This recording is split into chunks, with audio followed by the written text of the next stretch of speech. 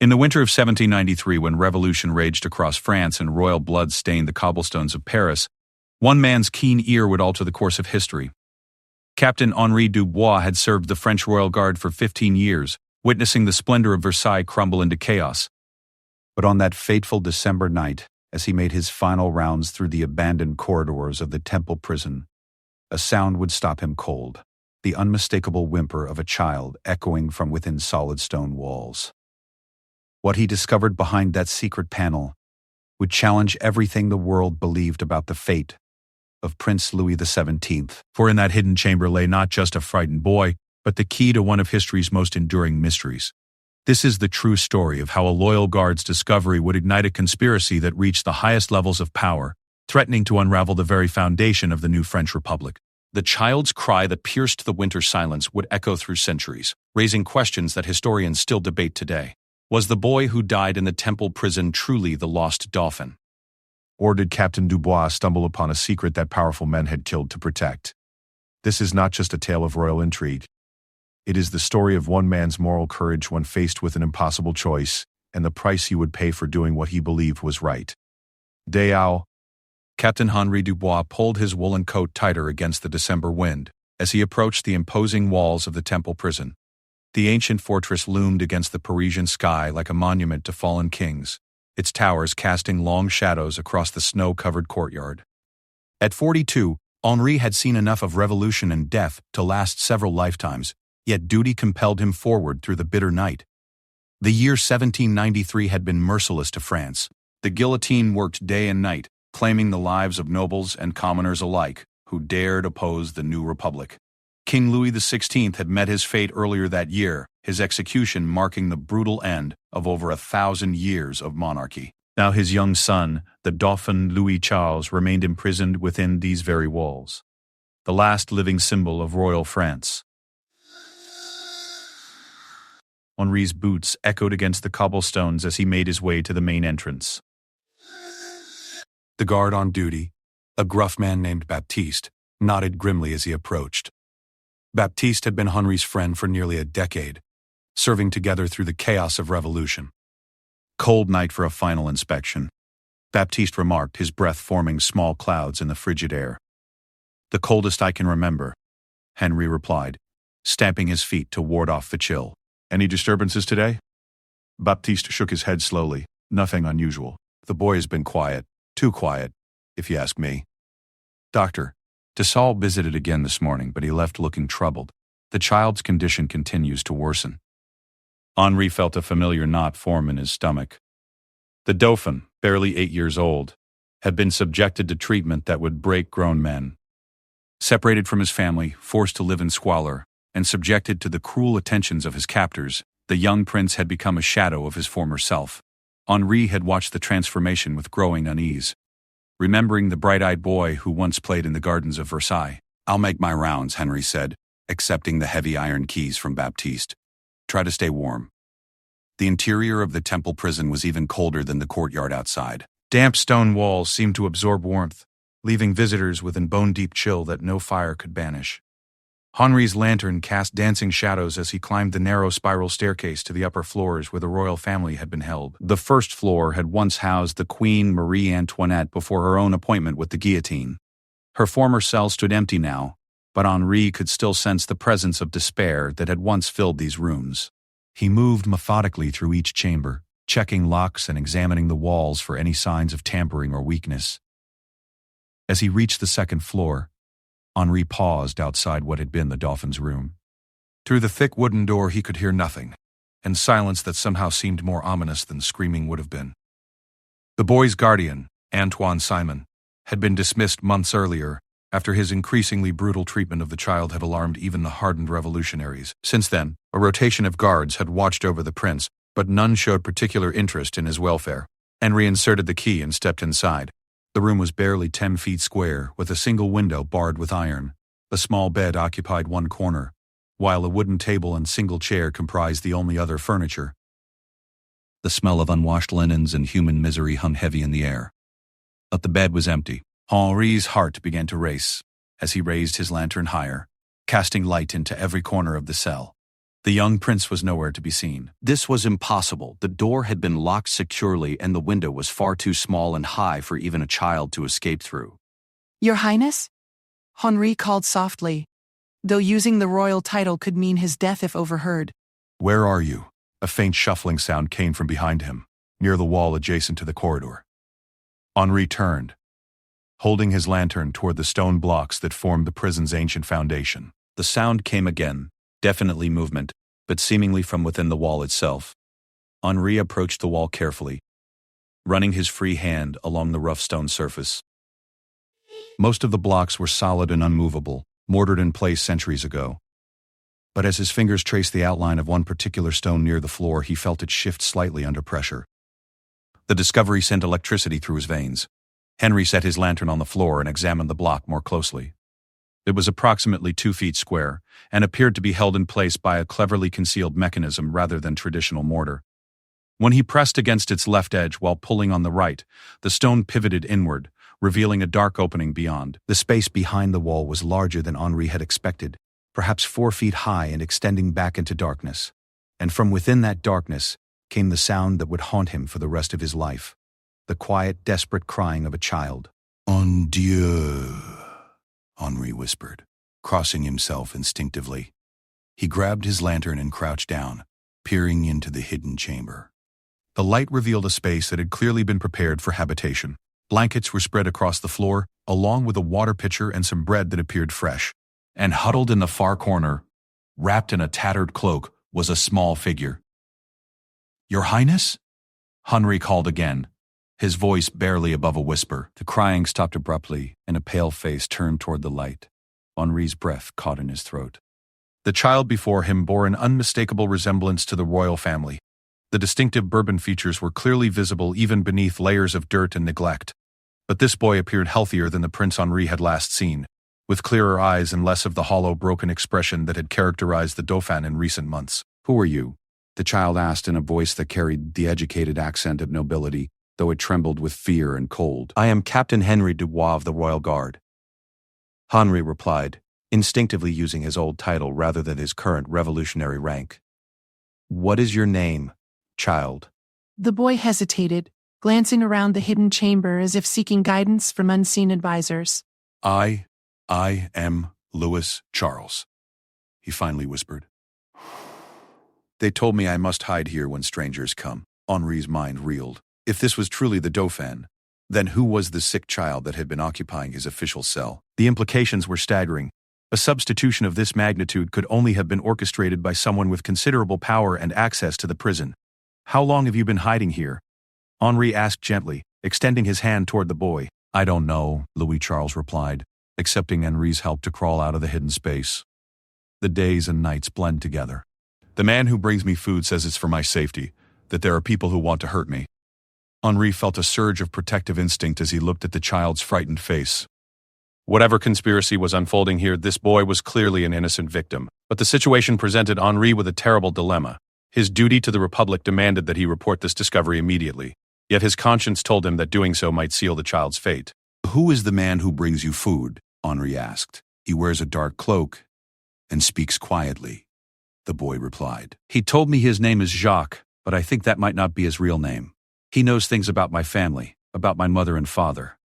He promised me that if I stayed hidden and remained quiet, I might see them again someday."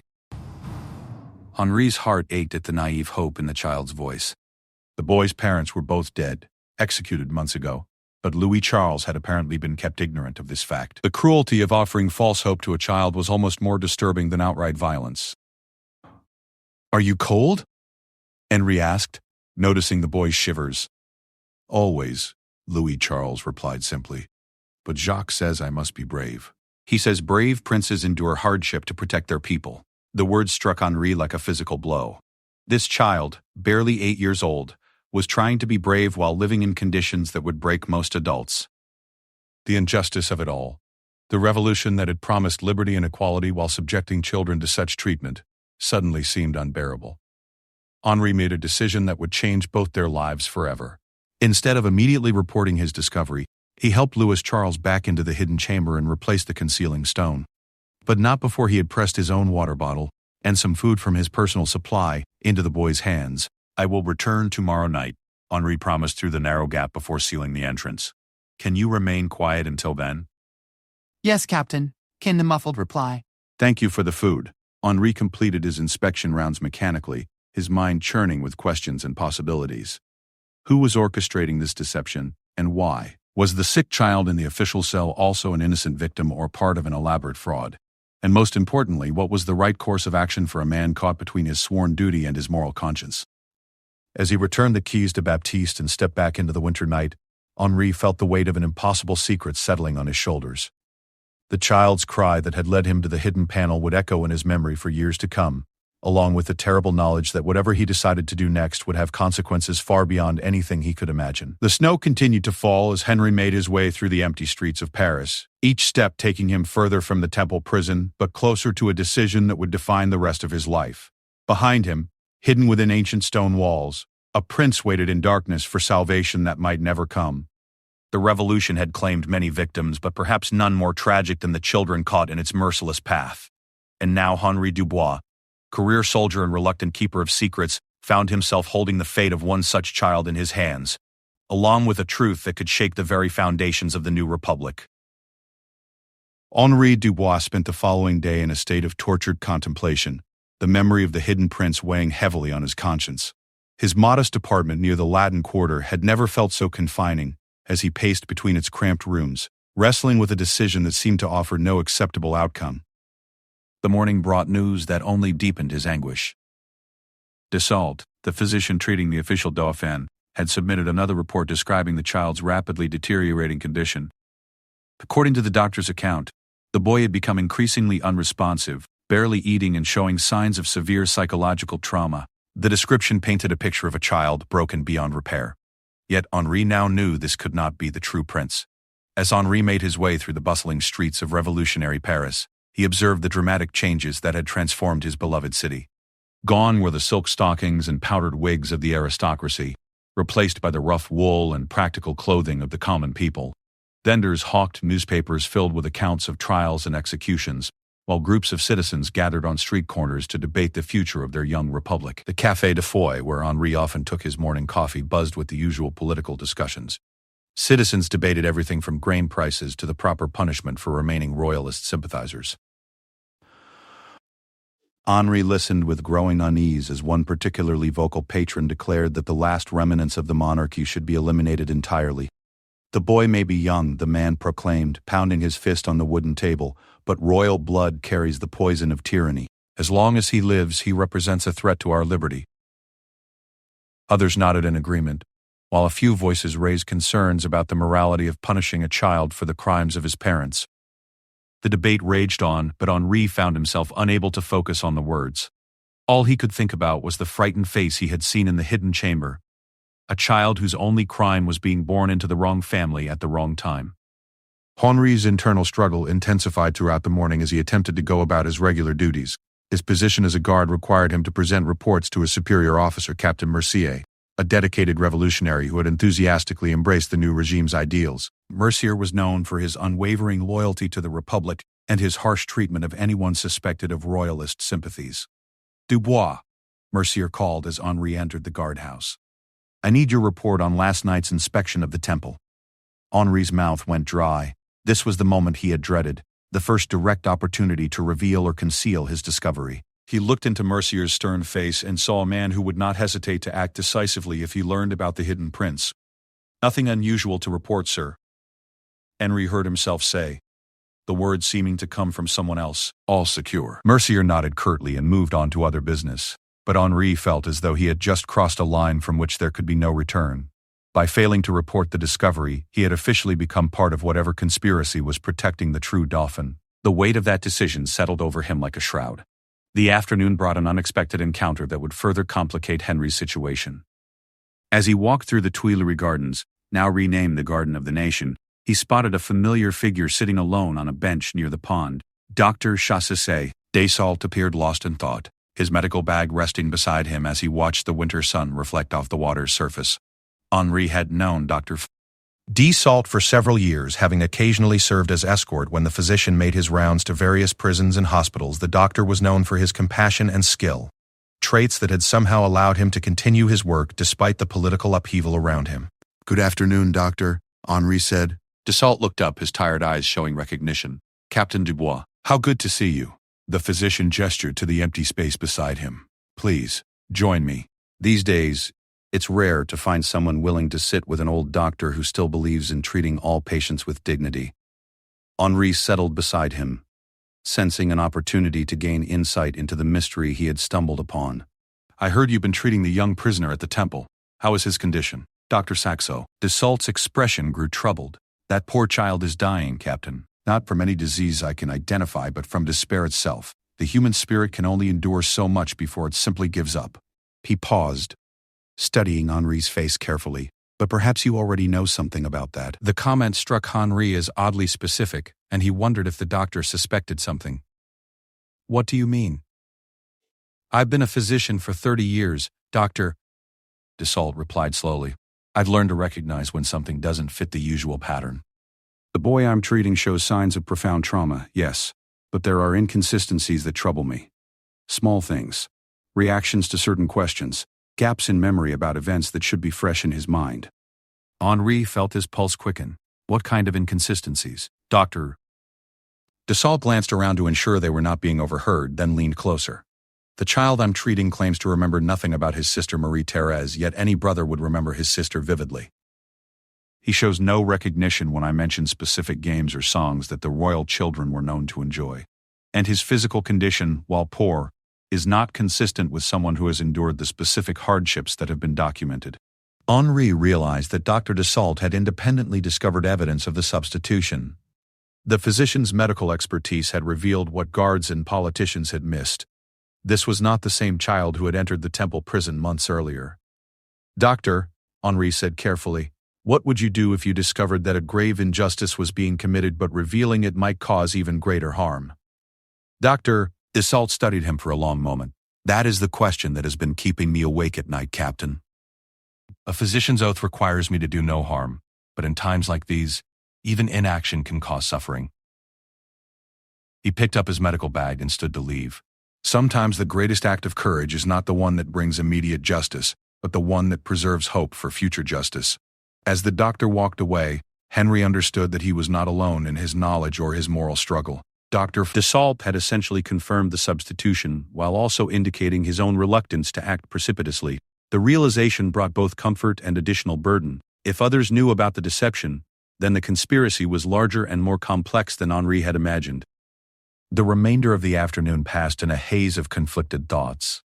Henri found himself observing his fellow citizens with new eyes, wondering how many others might be harboring secrets related to the royal family's fate. The revolution had created a climate of suspicion and fear, but it had also fostered unexpected acts of mercy and protection.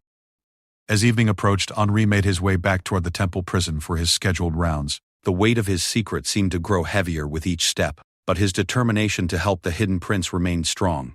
He had brought additional food and a small blanket, hidden beneath his official cloak.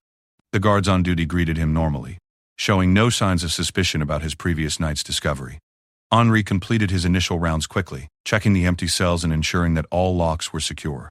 When he finally reached the Dauphin's official cell, he found the substitute child lying motionless on the bed, his breathing shallow and labored. For a moment, Henri studied the boy's face, trying to understand how such a deception could have been maintained. The child bore some resemblance to the royal family, but now that Henri knew to look for differences, they seemed obvious. This boy was slightly older, his features more common, his bearing lacking the unconscious dignity that marked those born to nobility. Henri completed his official inspection and moved to the concealed panel. His heart raced as he manipulated the hidden mechanism, praying that the true prince was still safe within his hiding place. The stone pivoted inward, revealing the dark chamber beyond. "It's Captain Dubois," he whispered into the darkness. "I've returned as promised."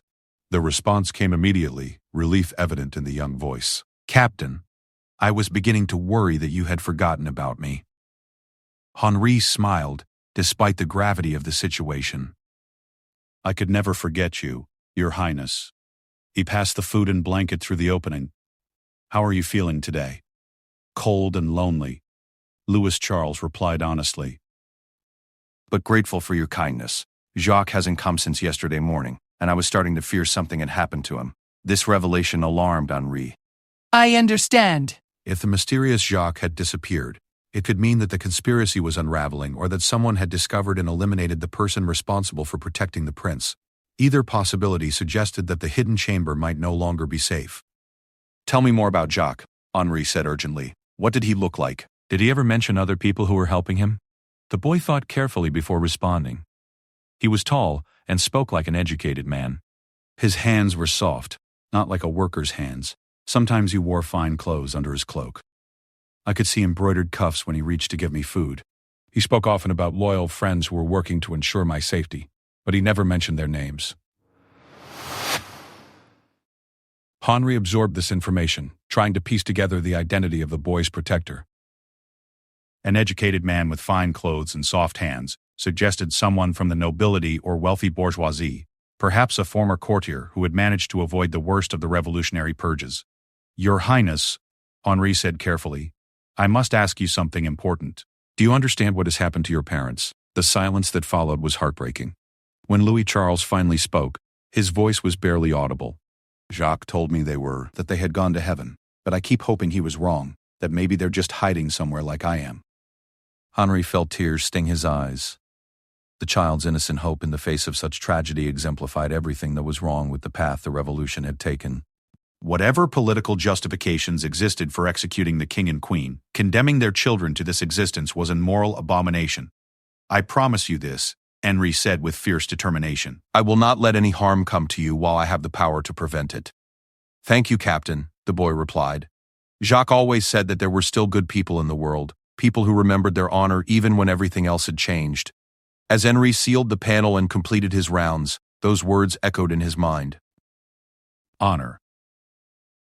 A concept that had become increasingly rare in revolutionary France, where pragmatism and survival often took precedence over moral principles.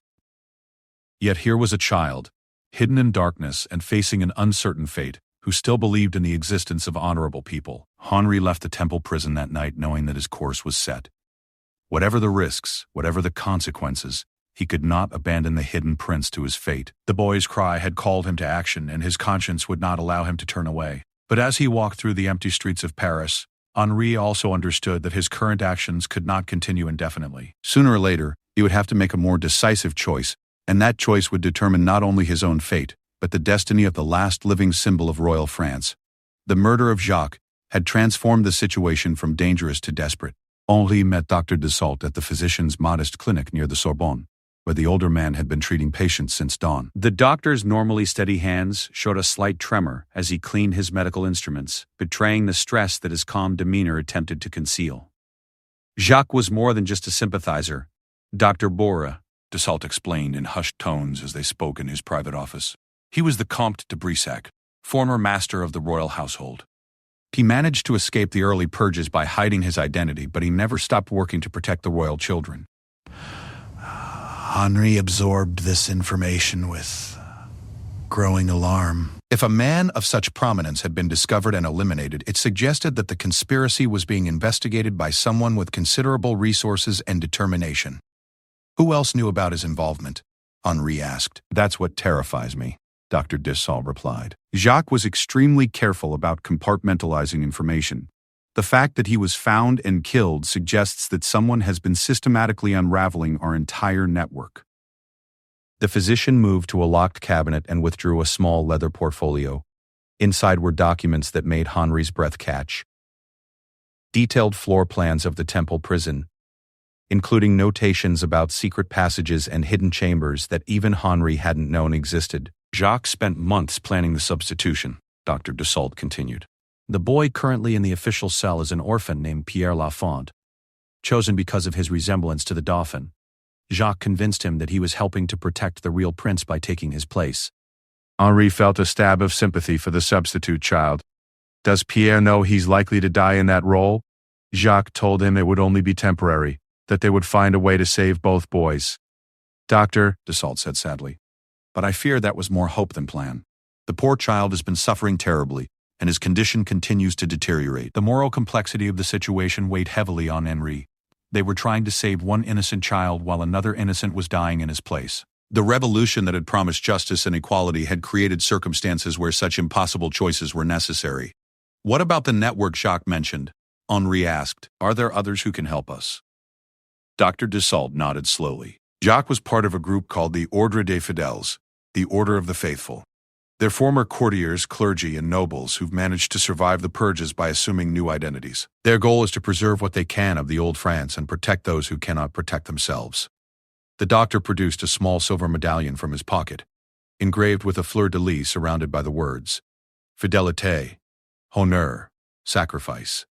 This belonged to Jacques. Before he died, he managed to get word to the order about the increased danger. They're prepared to act, but the timing must be precise. Henri examined the medallion, feeling its weight as a symbol of the loyalty that had cost so many their lives. What do they propose? There's a plan to extract Louis Charles tomorrow night, Dr. Desault explained.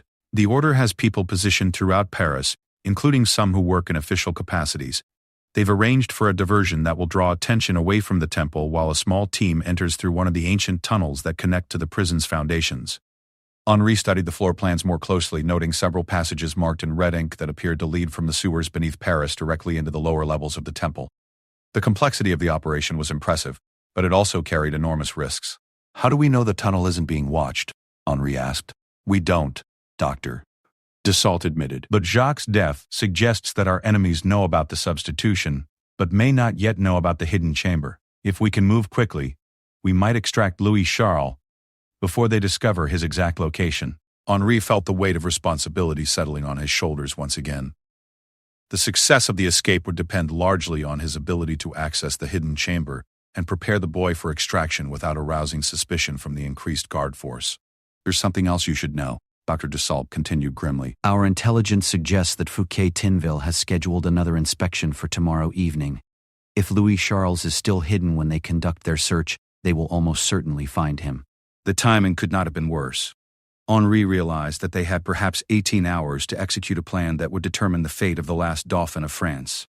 Failure would mean not only the boy's death, but the exposure and execution of everyone involved in protecting him.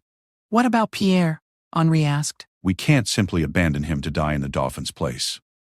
Dr. Desault's expression grew even more troubled. The Order has discussed this extensively. There may be a way to extract both boys, but it would significantly increase the risk to the operation. The decision ultimately rests with those who are putting their lives on the line. Henri understood the terrible calculus involved.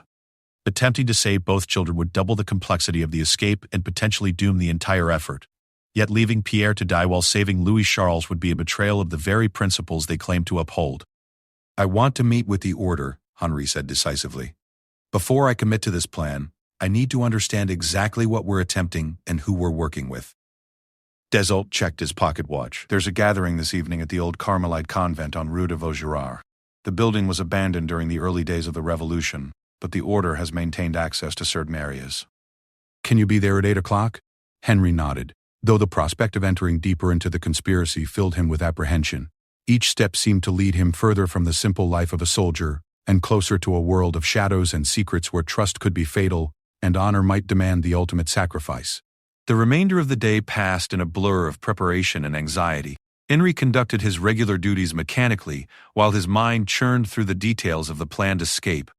He managed to slip a note to Baptiste explaining the basic situation and requesting his assistance, though he was careful not to reveal the full scope of the conspiracy. As evening approached, Henri made his way through the narrow streets of the left bank toward the abandoned convent. The building stood dark and imposing against the winter sky, its Gothic towers stark reminders of the religious world that the Revolution had sought to destroy. Henri found the designated entrance, a small door hidden behind overgrown ivy, and knocked 3 times. As Dr. Case and Genesis Desault had instructed, the door opened silently, revealing a woman in dark clothing whose face was partially concealed by a hood. You seek sanctuary for the faithful, she asked quietly. I seek justice for the innocent, Henri replied, using the response Dr. Desault had taught him. The woman stepped aside, allowing Henri to enter a dimly lit corridor that led deeper into the building. As they walked, Henri could hear the murmur of voices from somewhere ahead, evidence that others had already gathered for the meeting. The corridor opened into what had once been the convent's chapel. Most of the religious artwork had been removed or destroyed, but the basic architecture remained intact. About 20 people were seated in a circle where the altar had once stood, their faces illuminated by the soft glow of oil lamps. Dr. Dassault rose as Henri approached, gesturing to an empty chair beside him. As Henri took his seat, he studied the faces around the circle. These were not the rough revolutionaries or displaced aristocrats he might have expected, but rather ordinary-looking citizens who could have been merchants, clerks, or artisans. Their diversity spoke to the broad appeal of their cause, but it also highlighted the dangers they faced. An elderly man with silver hair and intelligent eyes stood to address the group. Henri recognized him as the Abbé Edgeworth, the priest who had attended King Louis XVI during his final moments. The abbé's presence lent gravity to the gathering and confirmed that this was no casual conspiracy. "My friends," the abbé began, "we face a moment of both great opportunity and terrible risk. The young prince who represents our last link to legitimate authority is in immediate danger, and we have perhaps one chance to secure his safety." The plan that emerged from the subsequent discussion was audacious in its complexity. While Henri provided access to the hidden chamber, other members of the order would create diversions throughout Paris to draw attention away from the temple. A team led by a former royal engineer named Dubois, no relation to Henri, would enter through the ancient tunnel system and extract Louis Charles through the same route.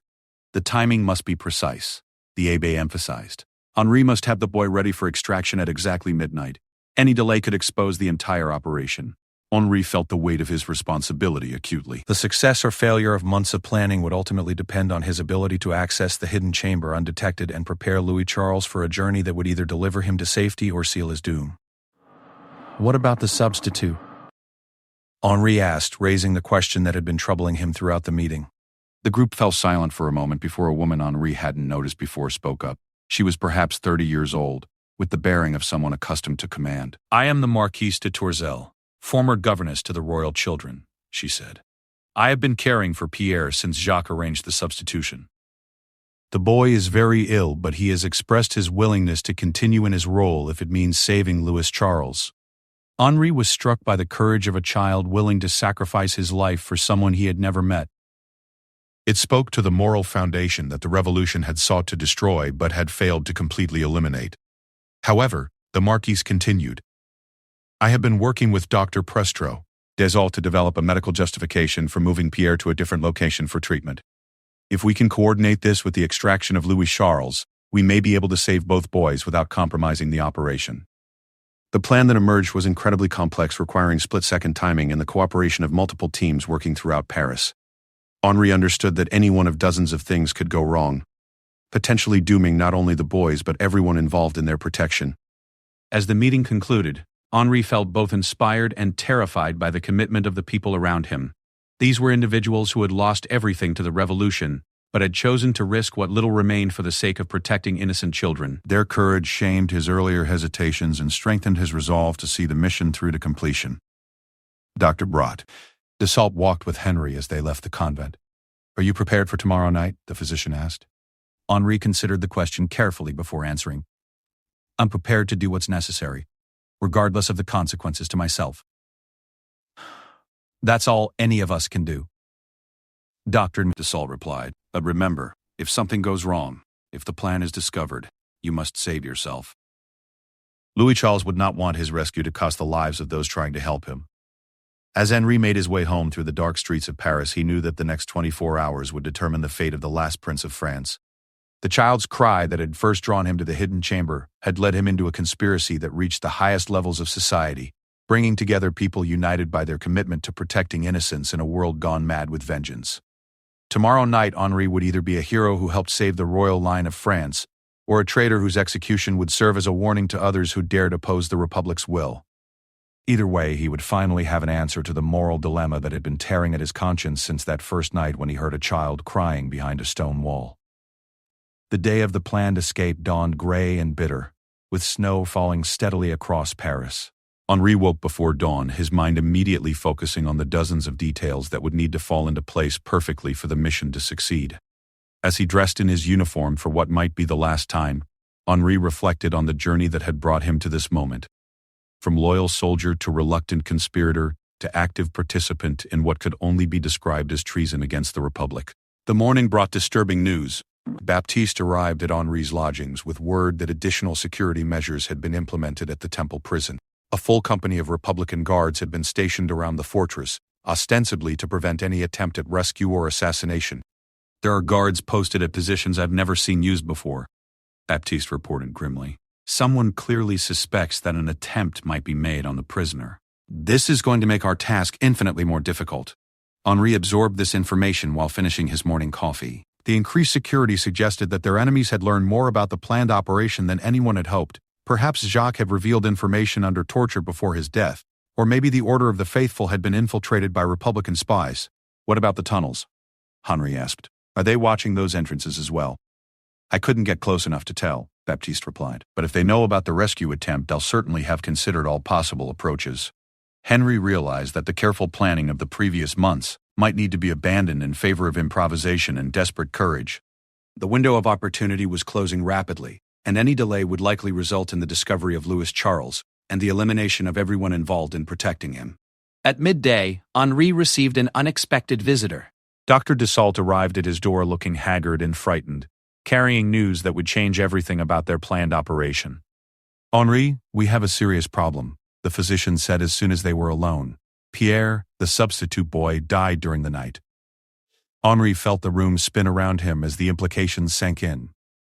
What happened? His condition had been deteriorating for weeks, but he took a sudden turn for the worse yesterday evening. I did everything I could, but... Dr. Dassault's voice trailed off as he struggled with his emotions. The poor child died believing he was protecting the real prince. His last words were to ask if Louis Charles was safe. Henri bowed his head in grief for a boy he had barely known but who had died in service of an ideal larger than himself. Pierre's sacrifice epitomized both the nobility and the tragedy of their entire endeavor. What does this mean for tonight's operation? Henri asked.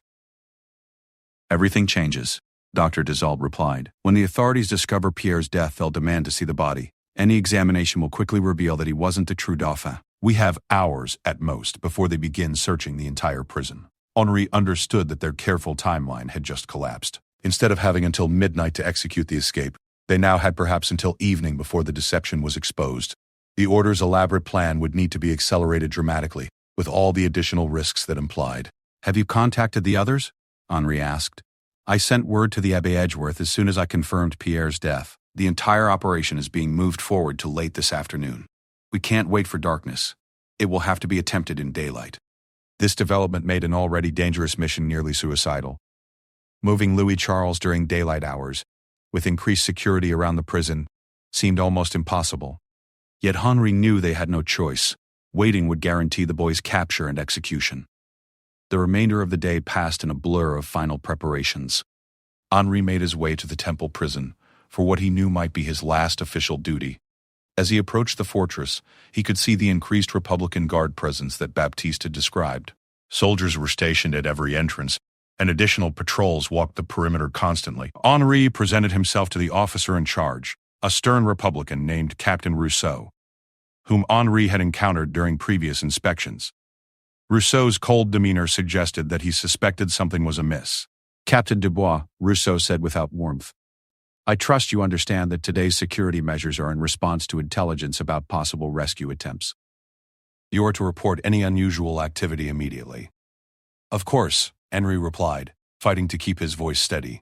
Has there been any specific threat identified? Nothing confirmed, but we're taking no chances. The enemies of the Republic would love to turn the young prisoner into a martyr or a rallying point for counter-revolution. Rousseau studied Henri's face carefully. I'm sure a loyal officer such as yourself would never hesitate to defend the Republic against such threats.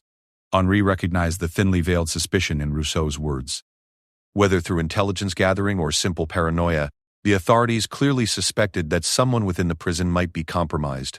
Henri would need to be extraordinarily careful during his final hours of access to Louis Charles. As the afternoon progressed, Henri completed his regular duties while watching for signs that the escape operation was beginning.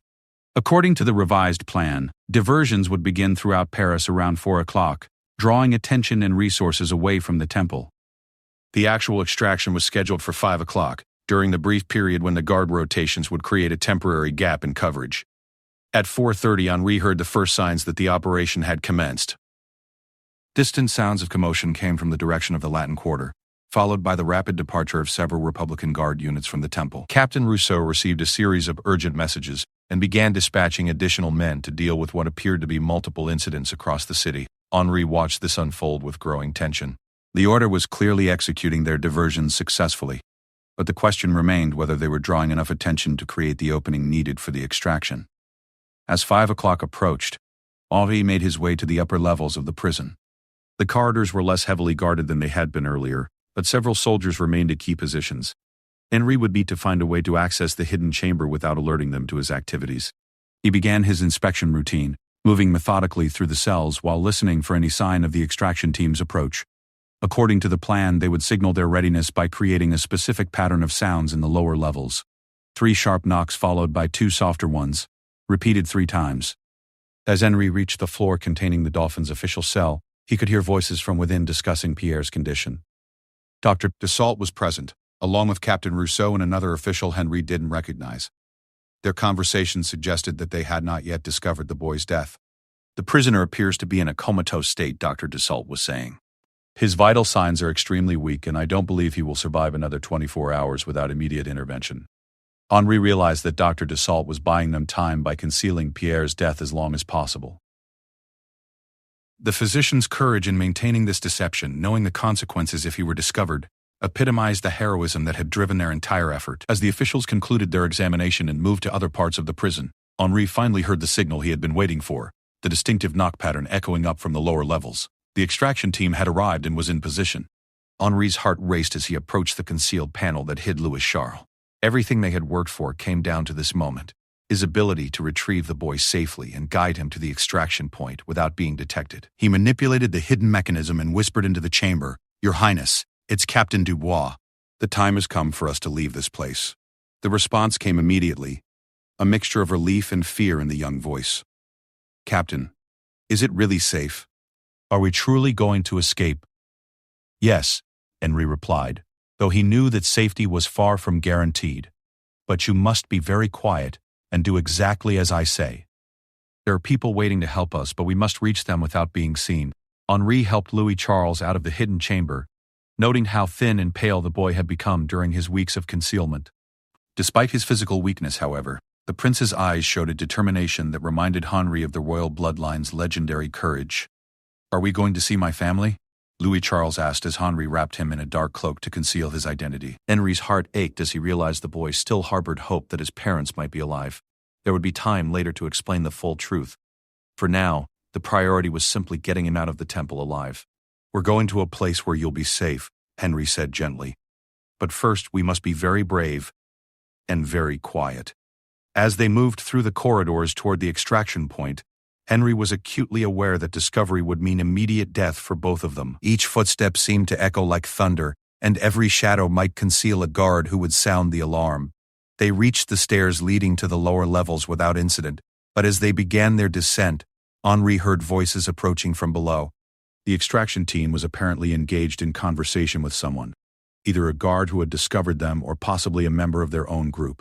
Henri pressed Louis Charles against the wall and signaled for absolute silence. They were trapped between the upper levels, where Republican guards maintained their patrols, and the lower levels, where their extraction route might already be compromised. The voices below grew louder, and Henri could now distinguish individual words. Someone was demanding identification papers, while another voice was providing explanations about maintenance work in the tunnels. The extraction team was apparently trying to bluff their way past an unexpected obstacle. Henri faced a terrible choice. He could retreat with Louis Charles and attempt to find another route out of the prison, but doing so would likely doom the extraction team that had risked their lives to reach this point.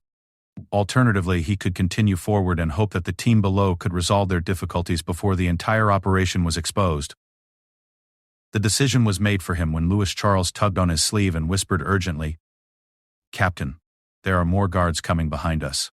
Henri turned to see torchlight reflecting off armor as a patrol made its way up the stairs from the main floor. They were now trapped between 2 groups of Republican guards, with no apparent escape route available. In that moment of desperation, Henri remembered the detailed floor plans that Dr. Dassault had shown him. There was another passage, a narrow maintenance shaft that connected this level to the old chapel foundations. It would be dangerous and uncomfortable, but it might provide an alternative route to safety. Henri quickly located the concealed entrance to the maintenance shaft and helped Louis Charles squeeze through the narrow opening. The passage was barely wide enough for an adult and completely dark, but it offered their only hope of avoiding capture. As they crawled through the cramped space, Henri could hear shouts and running footsteps echoing through the prison above them. The operation had clearly been discovered, and it was now a race to reach safety before the entire temple was sealed off. The passage seemed to stretch forever, but eventually Henri saw a faint light ahead. They emerged into what appeared to be the ruins of an ancient chapel, where members of the extraction team were waiting with obvious relief. "Thank God you made it," whispered the team leader, whom Henri recognized as the former royal engineer. "The entire prison is in chaos. We need to move immediately." So, as they hurried through the underground tunnels that would eventually lead them to safety, Henri realized that their escape was only the beginning of a much longer journey. Louis Charles would need to be hidden somewhere far from Paris, where his identity could remain secret until the political situation stabilized. But for now, as they moved through the darkness beneath the streets of revolutionary Paris, Henri felt a profound sense of accomplishment. The child's cry that had first drawn him to the hidden chamber had ultimately led to this moment.